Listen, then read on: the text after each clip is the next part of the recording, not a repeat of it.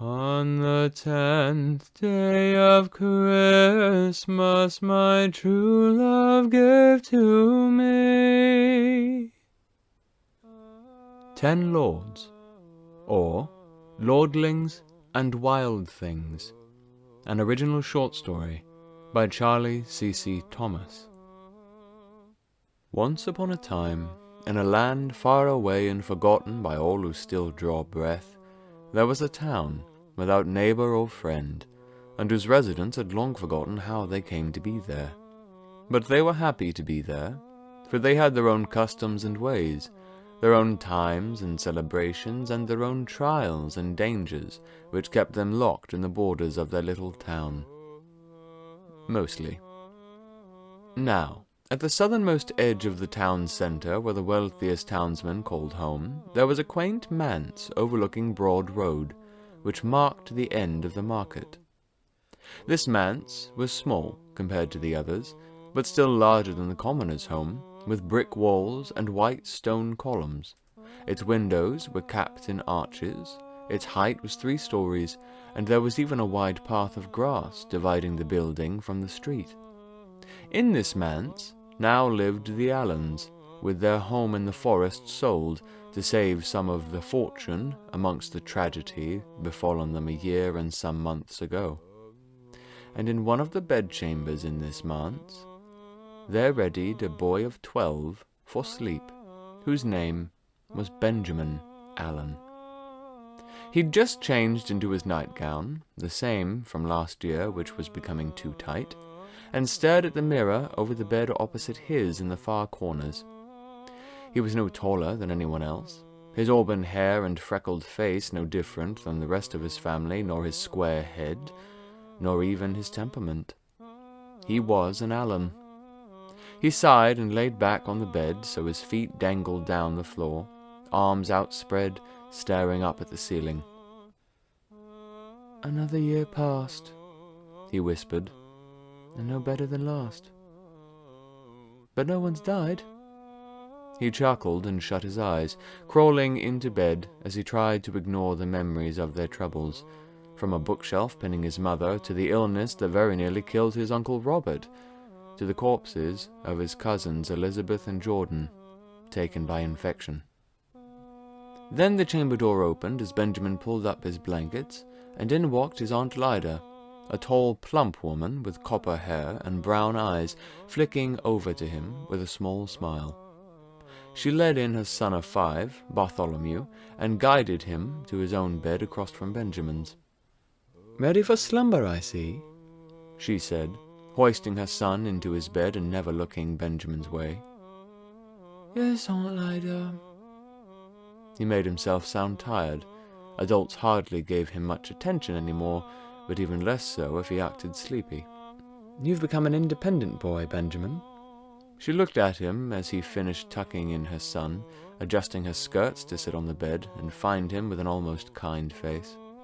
"That's good. With all that's happened, I think we've needed a measure more independence." "I suppose that's true," he said, still acting tired. She went silent for a few moments, turning and saying something low as she fussed with Bartholomew. Soon enough, he was snoring, promising Benjamin little rest that night. But then his Aunt Lida crossed the room and sat on his bed. Her simple cream house dress rumpled and folded oddly from too many wears between washes. She set her hand on his chest and pulled the covers up a hair, drawing his eye as she smiled something kind. "But do remember to have fun yet. Childhood comes but once, and can never be found again once gone." "I know," he said with a sigh. "Father says the same often." "Well, your father's got the right of it. And tomorrow? Are you excited?" His eyebrows raised. "I'd thought you all forgot." She gave a funny laugh through her nose, with a pat to his shoulder and a wide smile that made her beautiful, though she certainly wasn't ugly. "Forgotten? My dear nephew, how could we forget your 13th name day? It's only the most important day of your life, besides the day you'll be wed, I suppose." She leaned down and kissed his forehead, stroking his cheek with her thumb before she stood and took the flickering candle from the nightstand. "Sleep well, Benjamin. You'll need your strength tomorrow." She said the last as she crossed the room and shut the door, leaving him no time to question, only screw up his face as her slippered feet padded down the hall, taking the light with her. He lay in the shadow of early night, blinking up at the ceiling as Bartholomew serenaded him with deep snores. He sighed and turned his back to his cousin, shutting his eyes and ignoring the sharp cry of his Uncle Robert's newest babe, Celine, in her crib in their chambers. But where he thought sleep would not come, it took him twice the faster than the norm, and fled him so fiercely at first light that he jolted out of a dreamless sleep. He groaned and stretched, his body aching like he'd slept on the floor. He pulled his feet over the side of the bed and puzzled at the angle of his legs when his feet touched the floor. But before he looked, his arms went high above his head in a stretch that he couldn't stop. Every muscle in his body bulged with the motion until it nearly pained him. His limbs dropped and the rest of him slumped, setting his face in his hands to lean over his legs and groan again, rolling his shoulders with a wince. Then he blinked and found his hands hanging over his legs. Only they weren't his hands, nor his arms, nor legs. He furrowed his brows, turning them over in the light from the windows before he swallowed and stood. The blankets fell away with the tattered remains of his nightgown, leaving him naked in the warm air. It wasn't his body, either. He looked down at the lithe muscle, his chest, the hills of his stomach, the curve of his arms and legs and shoulders, and the hair that grew from his chest and stomach and legs and elsewhere. His mouth opened in a smile as his hands explored, poking and pinching the pale freckled skin. All those marks were still his, at least. Then he flicked up and found his long auburn waves hanging in front of his face, long as a woman's hair. He touched it with a chuckle and jumped at the sound, deeper, smoother, almost his father's voice. He tiptoed in front of the mirror to keep Bartholomew from waking, and stared. He was a tall young man, not a boy, with skin clinging close to muscle that had grown as if he'd trained in a yard for years. And his hair, a thick fall of glimmering waves that fell below his chest. And when he swept it away, he marveled at how similar he looked to his father. Strong jaw and brow, same eyes, the same shaven face. He tucked his hair behind his ears and admired himself again, turning about to stretch and flex as he smirked, eyes drinking himself in and hardly believing them. He was a man grown. He chuckled and opened the door, bounding on tiptoe down the hall to show his father, so excited that he forgot he was naked, until he found his parents' chambers and burst inside. He scanned the room, his mother gone for her walks, but his father pulled on a housecoat as he turned to Benjamin in the doorway. "Father," Benjamin said, hand going to his throat, still jolted by his own voice. His father stared, fingers frozen where they'd been about to button his coat. Then he smiled with careful eyes and sighed, relief and something else. "So, it's time," he said, leaving his coat unbuttoned and crossing the room. "Time?" Benjamin asked, furrowing his brows as he smiled. "Father, look at me! This is amazing! I'm a man!" His father set his hand on his shoulder and guided him in, shutting the door behind him before looking him up and down. He smirked, a little pride in his eye. "That you are. And you do take after me, I see. You were almost my twin when I was that age." "Father," Benjamin chuckled, "forgive me, but you don't seem to understand. I've grown into a man overnight. Look at me." He lifted his hands and spun like he'd learned to dance and fight in his dreams, finally stopping with his hands on his hips. His father took off his housecoat and draped it on Benjamin's shoulders. "Tie this round you, son. You forget yourself." Then Benjamin's face went hot, and he closed the coat, tying it firmly in front and following his father as he continued. "I understand very well, son. It's exciting to see what you'll become indeed. But there's more to this that you're to discover. He sighed and looked over to the large stag skin hanging upright on the wall. "Come, let's see us dressed and get some food in you. I'm sure you're hungry. Starving, more like." Then Benjamin's stomach rumbled, and he laughed, agreeing as his father went to his wardrobe and pulled out 2 sets of clothes, handing Benjamin one. "Hurry, we'll need to away soon. Cunningham Manor awaits." And, despite Benjamin's questions, they did, donning linen shirts tucked into breeches, with dark boots and belts, though Benjamin opted for half-sleeves and left his hair loose. Then they ate, Benjamin finishing his 2nd plate before the others could touch half and eating 2 more, ignoring the knowing eyes on him around the table.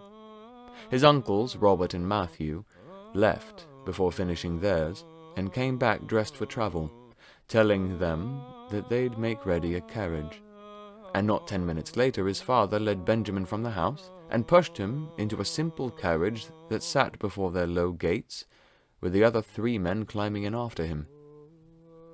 They set off through the town centre, taking maiden way past King's Road, where they intersected by the memoriam dedicated to the ancient tales of the town's founding and the pact between man and woodsfolk. They went north until the town bled away, leaving only pasture at first, until even that was swallowed up by forest. Benjamin kept his new face fixed on the window slates, as if seeing the world for the first time. Everything was a wonder and marvel, from the dancing leaves and bending branches to the shine of the sun and flickering shadows. But it didn't keep him from asking questions, to the great annoyance of everyone, even his father. But, to Benjamin's annoyance, the men were careful with their answers, leaving him to push the slates open and nearly dangle out of the window to stare at the approaching Python Bridge. It was bigger than he'd thought, twin spires on each side with thick wire holding the weight of the bridge and stone columns in the center of the Python itself. The whole of it probably 15 yards or more long, with lanes enough for 4 carriages. As they crossed from earth to stone, then wood, Benjamin went quiet and watched the constant eastward churn of the passing Python to go feed Swan Lake. He smiled with his new mouth and laughed, still shocked at his voice as he sat back and looked between his uncles, asking if they'd also gone through the same as he. They all answered yes, but would say no more as they closed the distance to Cunningham Manor. All cream stone and ornate windows, a stone gravel drive, paths encircling the hill, and giant double doors looming shut as they stopped parallel the steps. But, as staff opened the door, Benjamin sat and stared out at the entire Cunningham family, standing and waiting.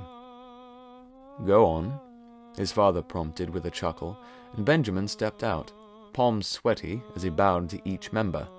Lord Cyrus and Lady Barbara, his cousin, then the lordling Ezra and heiress Esther with Jasper Fisher beside. Then he stopped and smiled at his elder cousin, though now he looked the younger, Michael Allen. He was a boy of 15 now, but dressed in a fine black and sapphire suit that made his hair look almost copper. He was short and thin, leaning with both hands on a black cane in front of him, standing close to Lord Ezra, face forward and blank, listening for their feet and voices as the scars over his empty sockets left him blind. "Cousin," Benjamin said, stepping forward then stopping when he remembered the rest. "Sorry, my lord." He bowed again, and Lord Cyrus smiled. "You needn't be so formal, my boy. This is a grand day of celebration and merriment." "Indeed," his father said, coming around and lifting his hand to Lord Cyrus, who took it and pulled him into an embrace. "William, my friend, how goes all?" Lord Cyrus asked, pulling away as the other men came close. "Poorly, Cyrus," Uncle Robert, Barbara's father, said. "No more have perished, fate be good, but we struggle still." "There is new life, I hear, though, for all of you?" Barbara asked, with sad, hopeful eyes, her hair braided and styled over her head, the white of her gown washing out her face. "There is." and we're the more careful around the three babes." Uncle Robert said with a nod. "If there's anything I can do," Lord Cyrus said, "know that it should be done. You've done us a great honor by accepting us for my son's name day," his father said as Benjamin went before Cousin Michael. "Cousin." His face moved toward him. "It's me, Benjamin." Michael didn't smile. His face didn't change at all, but his voice was light. "Little Benji, I'm glad you've finally grown into a man. I hope you don't come to regret it." Benjamin snickered. "I wish you could see me. I look like I'm from a fable to save a princess."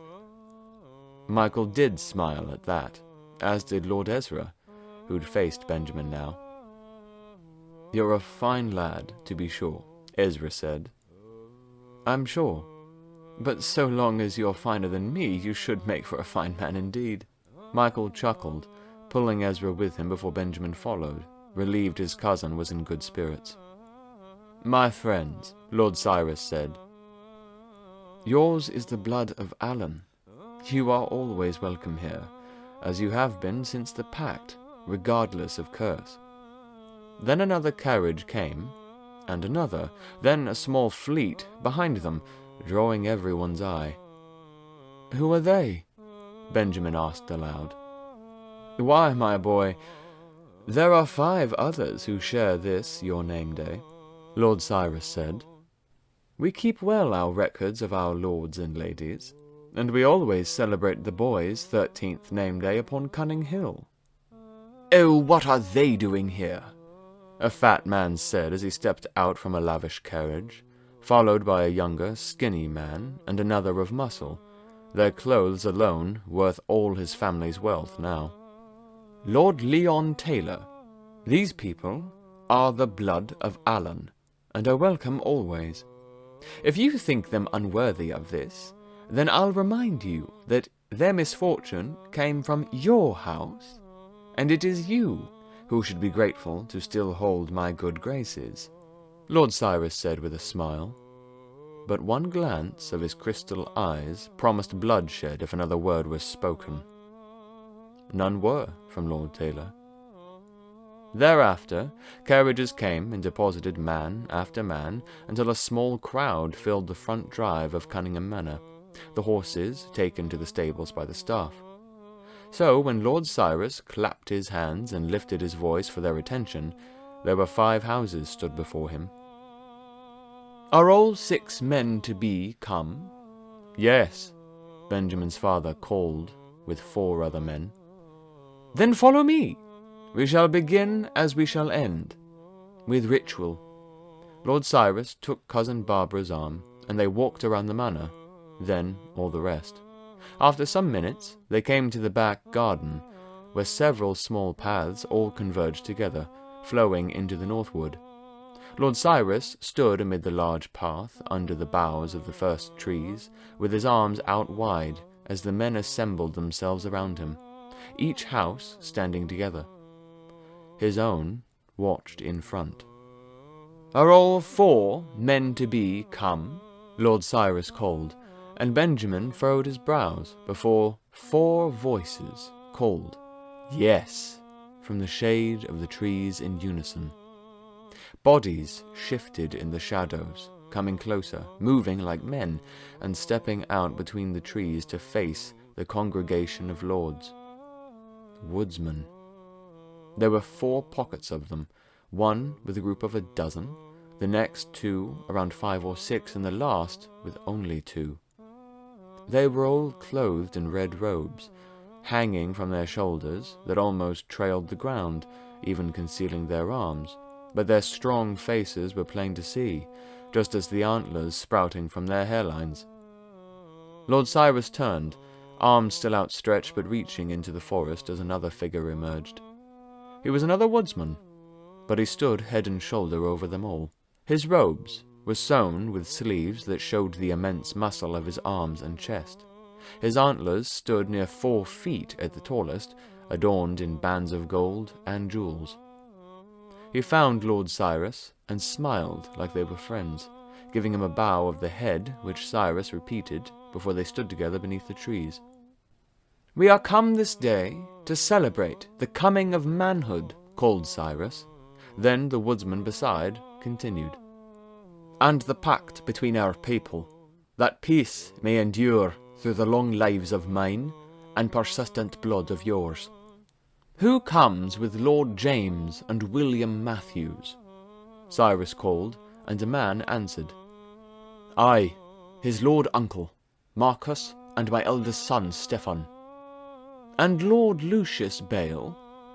Another man answered, "I, his lord grandfather, Abram, and his sons, Joseph, his father, Matthias, and Adam, and their sons, Matthew, Luke, Brutus, Stephen, Paul, Nathan, and Pontius, son of Joseph, Levi, Heracles, and Raphael, sons of Matthias, and Peter, David, Gabriel, Asher, and Lazarus, sons of Adam." "And Lord Friedrich Taylor?" "I, his lord father, Robert, and brother Leonard, and my brother Leon, and his sons, Michael and John, my grandson also, Matthew, Leonard's son." "Alan Michelson?" "I, his lord brother, Cyrus," came a lone voice. "And of course, Lord Benjamin Allen?" Lord Cyrus found his eyes, and Benjamin swallowed despite the lord's kind smile. His father gripped his shoulder. "I, his lord father William, and my brothers Robert and Matthew." "And I, his lord cousin Michael," he said from the side, drawing the other Ireland's eyes, and gaining an approving grin from Benjamin's father. "Yes, my nephew also." Then the great woodsman did the same, asking for each of the 4 groups to present their men-to-be and their houses, calling strange names with strange accents, as all stepped forward with enough force to part their robes once called upon. More than once Benjamin saw their cloven hooves, almost large as a cow's. And when it was done, Lord Cyrus and the great woodsman faced one another. They bowed and clasped forearms with a firm shake, speaking in unison. "May this day seal again the pact, that it might stand for as long as there is blood to seal it." Lord Cyrus smiled like he might make a joke, and they let go. "Shall you do the honors this turn, great king?" The woodsman smiled fondly and slapped his great hand on Lord Cyrus's back, enough to make him stumble with a laugh. Then he lifted his head and called loudly, "Let the celebrations begin!" All the men let out shouts, yips, and whistles, raising their arms as they congratulated their 6 boys become men, and 4 boys become woodsmen. The human men shuffled around and filled the yard with loud conversation so that Benjamin couldn't hear anything, but he ignored it all to watch Lord Cyrus and the woodsmen with him converse, so relaxed and comfortable as if they were brothers. Benjamin squinted as Lord Cyrus said something serious, and the woodsman gripped his shoulder and stooped to be face to face, smiling sadly with what might have been tears in his eyes as he gripped the lord's forearm and held it. Lord Cyrus nodded, a serious but thankful smile on his face as he gestured back to the trees, and the woodsman turned away with a nod. "Men, make your way into the manor, and show yourselves to the halls. You remember the ones. Show your boys a good time, and don't let them down." The woodsman shouted something in their tongue, with a similar tone to the others, gesturing them back into the woods, and everyone filed away into the manor. Benjamin's father and uncles, pulling him past the rest and up a flight of stairs until the chatter was gone and they were behind shut doors. All the men panted as if they'd escaped danger, and made their way into the room. But it was Michael who spoke up, making Benjamin jump. "Cousin, I didn't know that you'd followed us." He laughed. Michael grinned. "I'm blind, not lame, Benji. Now come, let's begin your party." He laced his arm with Benjamin's, cane clacking by his left foot as he pulled Benjamin deeper in. The hall wasn't enormous, but it was a good deal larger than Benjamin thought they needed for a party of 5. Its ceiling must have been 12 feet high, and 10 yards long, with a great table in the middle, covered in platters of finely placed food. Along the stained wood walls hung tapestries of animals, battles, and a great stag hunt, with slender tables lined with spirits and glasses suiting their drink. Rugs covered the floor, lanterns flickered on the walls, 2 crystal chandeliers glittered from the ornately constructed ceiling of gold, white, and red potsherds, to look like the underside of autumn trees. Benjamin smiled wide and let loose a laugh that Michael mirrored and told him to bring him to the table so that they could begin feasting. After all, he'd need his strength for the competitions later. But later wouldn't come for hours, and in that time, Benjamin ate, and ate, and ate, seemingly never full as he had been that morning. He drank, and found he enjoyed champagne. He joked, and wrestled with his uncles, and sat beside his father to tell him that of all that had happened, this at least was a blessing he'd cherish for the rest of his life. He tried to ask his father questions of his own time here on his 13th name day, and his father answered, but never to satisfaction, always excusing himself for more food or drink. Benjamin lounged on the pillows on one side of the room. His Uncle Robert plucked a harp, and the rest of them picked up a song, rolling from melody to melody and swaying together. Staff came and went to clean up the mess and bring more food as it waned, but they never spoke, nor even looked at the Allens unless they had to. But then a great horn blasted, so deep it made the chandeliers clink and stopped the merriment in its tracks. Benjamin asked after it, but when he found his father's face, his uncle's, they were drained of smiles as they stood, leading him to the center of the room. They stood all facing the doors, with Benjamin in front of them, his smile nervous as they kept looking up at the entrance. "It's all right, Benjamin. This is part of the ritual. You'll be fine," his father said. Then Michael added, "Just remain calm, all right? It's jarring at first, but you must remain calm, or else none of this works." "We need it to work, cousin." "You're starting to scare me," Benjamin said. Then the doors opened, and 4 staff entered with a beautiful golden frame in hand, the mirror inside turned up and reflecting the ceiling. They set it on the floor at an angle so that Benjamin could only see the tops of his family's heads, and something else poking up between them. "Is he ready?" one of the staff called.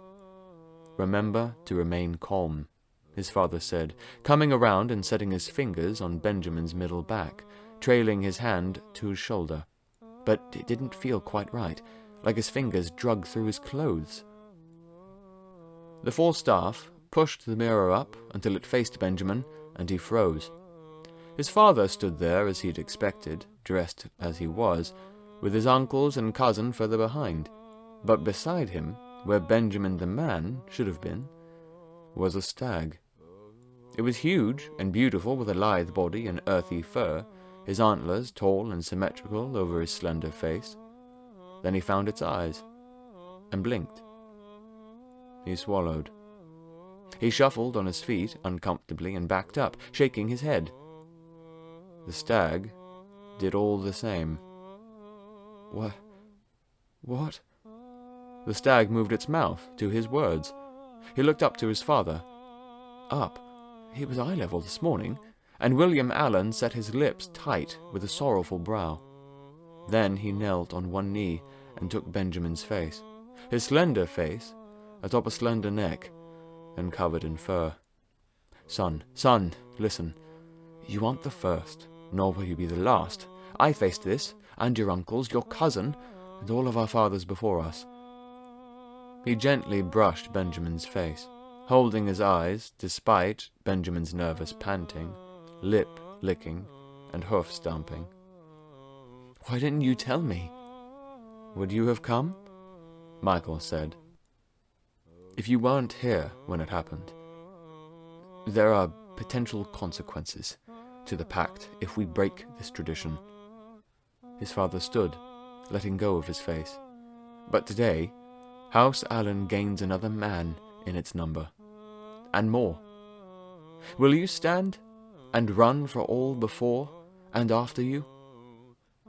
Benjamin licked velvet lips and looked back into the mirror, silent for too long, but eventually the others calmed him enough to speak and stirred his heart, reminding him that it was their duty to stand against the curse, come what may, that he would bring honor back to the name of Alan. He reluctantly said that he was ready to stand and run for them, whatever that meant. And with that, his father led him back behind the manor to collect with the other 4 men who'd answered Lord Cyrus earlier, and with them were 5 other stags, like Benjamin.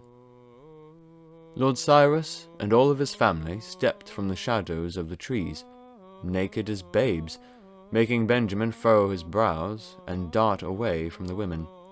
He was a giant, taller than Benjamin had noticed before, with the slightest growth of hair across his lithe, pale body. His eyes studied them all, cool and sharp as they passed, like they might cut the air. His son Ezra was almost his double, but Jasper had far more muscle and fur, by far. "Boys to be men, come with me.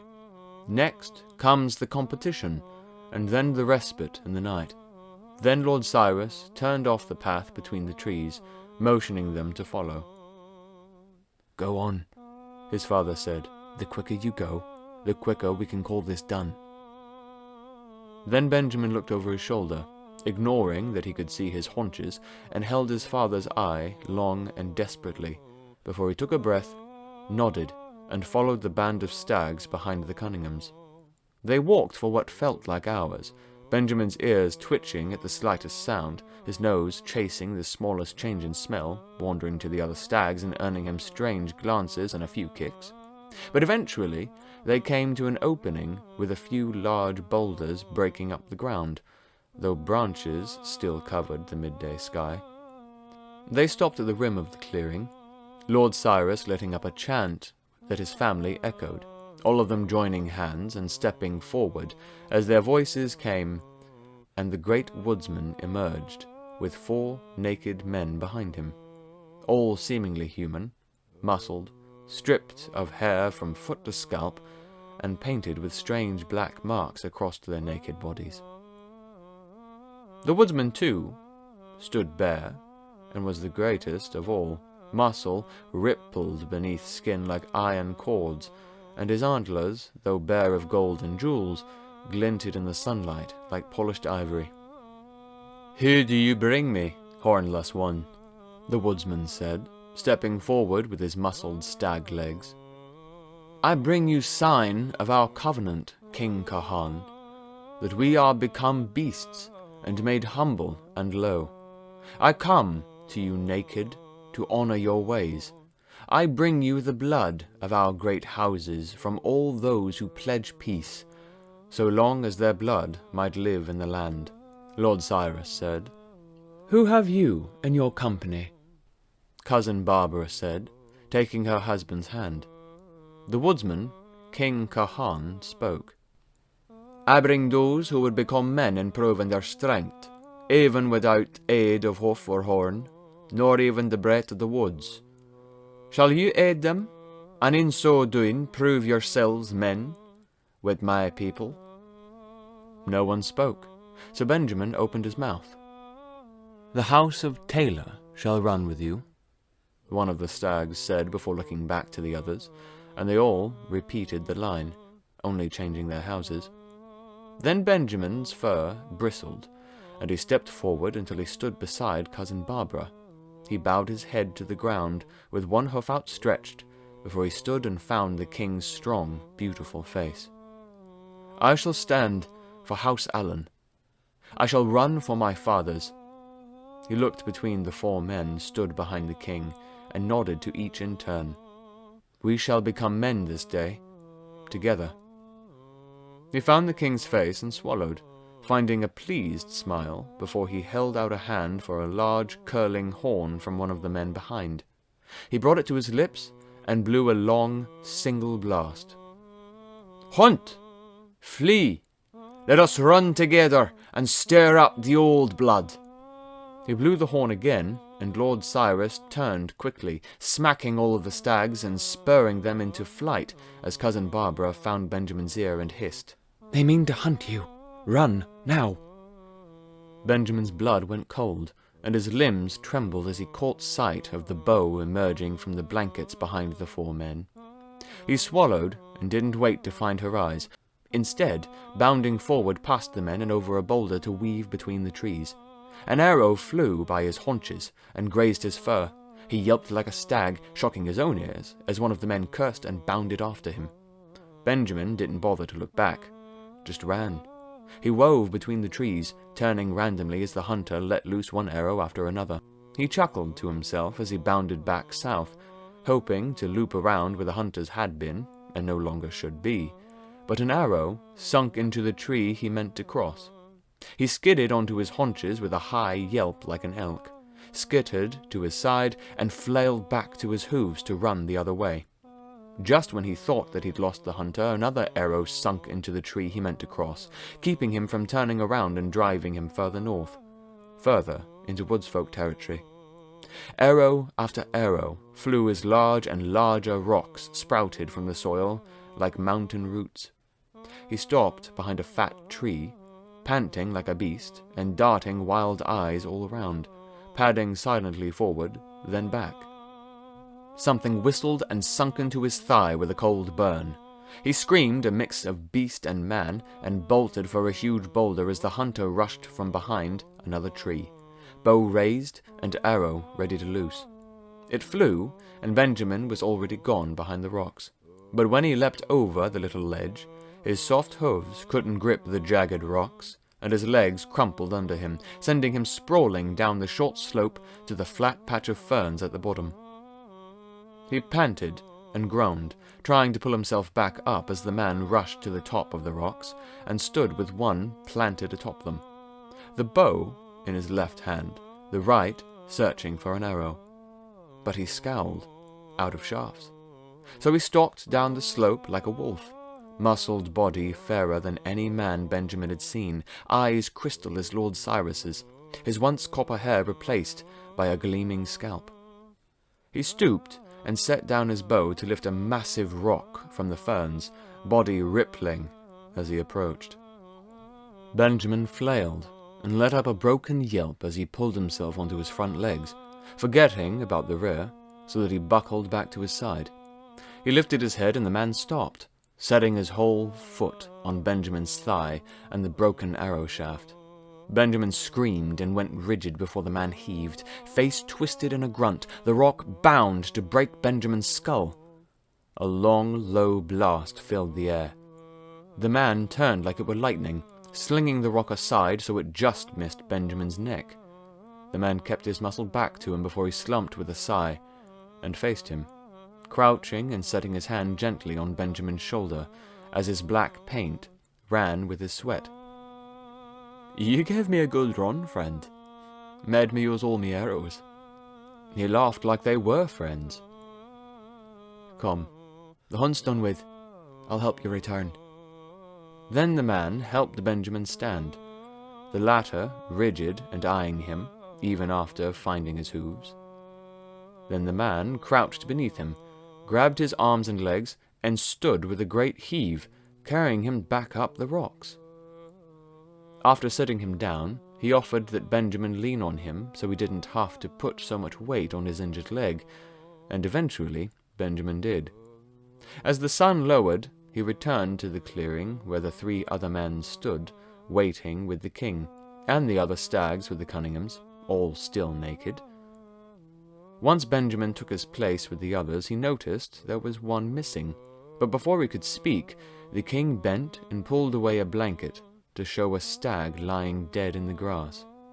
Benjamin stepped back with a noise, but stopped when he put weight on his injured leg. Then the king sighed and knelt on his crooked legs, opening the slack jaw of the creature, one of the boys, and reaching inside. Benjamin furrowed his brow.